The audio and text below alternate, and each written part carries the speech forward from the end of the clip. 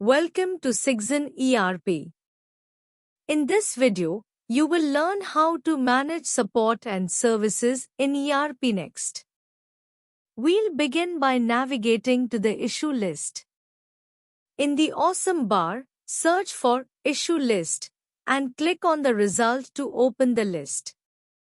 Next, click on the Add Issue List button to create a new issue.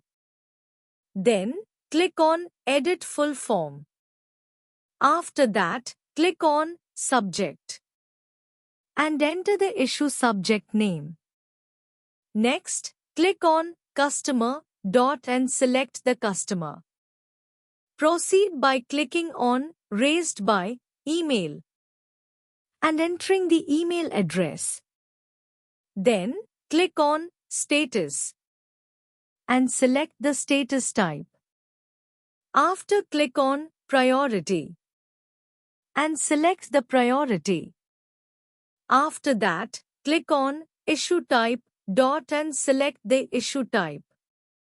Next, click on Description and enter the issue description and other details. After entering the description, click on Response Details and select the First Response On option. Then choose the date and time for the first response.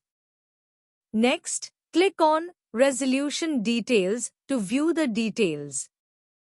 After that, click on Reference and select Lead, then enter the lead information.